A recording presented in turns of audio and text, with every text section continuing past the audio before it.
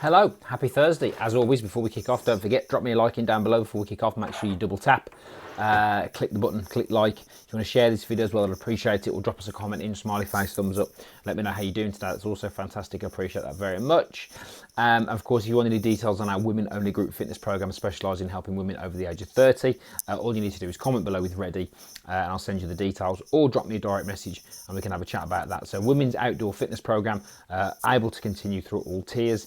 So if you're looking to sort of be consistent and finally sort of get yourself in shape in 2021, all you need to do, comment below with ready, and we'll get those details sent across to you. So, right, so yesterday, last night was quite funny actually, because we did boot camp last night, and one of the girls got absolutely caked in mud. Now, obviously, my new thing is to say that, you know, it's better to be covered in mud than covered in fat. So I did an interview yesterday, and we were talking about this.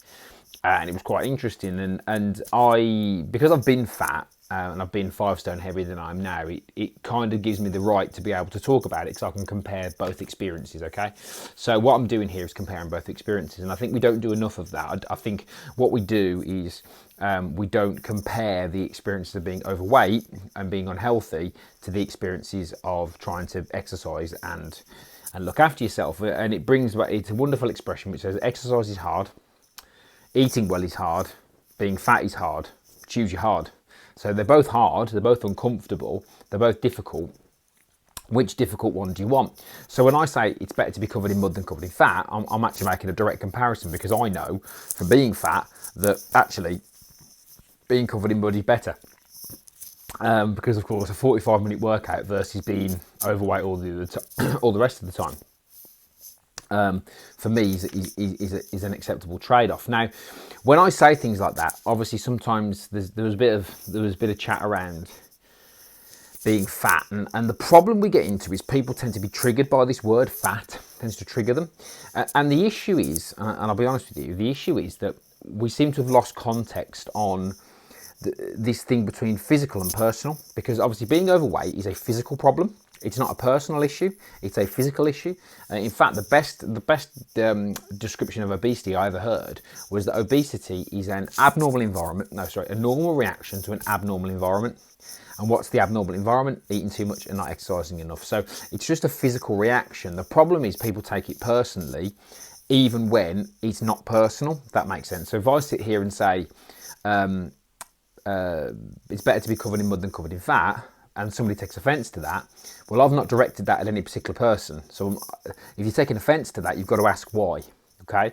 So basically, that's the first thing we need to look at. We need to stop this nonsense about it's personal. It's not personal, it's physical, okay? And physical is based on your choices, so you can change your choices, okay? If you don't feel that you can't, if you feel you can't change your choices, then you're struggling, okay? Because you can always change your choices. The second side to it is one thing that I've mentioned a lot, which is the thing about body positivity and all this sort of stuff, which is fine unless you are kidding yourself. So if you pretend that you're body positive when you're really not, that's a problem, okay? Because that's delusion, and that's not helpful. And anybody who's truly body positive doesn't have to look in the mirror and tell themselves they're body positive, okay? Anybody who thinks that, you know, they don't have to do that. So I think for me, what we have to do is say, what is making you want to change? So for me, disgust was a very powerful emotion. Being disgusted at myself actually fired me up to want to change.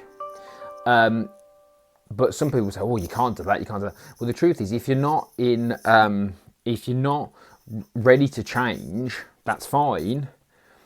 But if you're waiting for you to feel better before you change, it's not going to happen.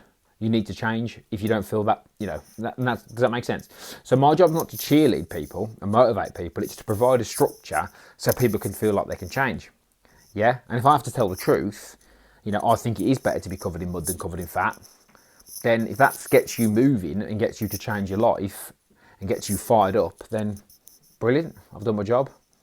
It's better to be angry, fired up and achieving something than trying to sit at home, do nothing and get motivated. You've got to act.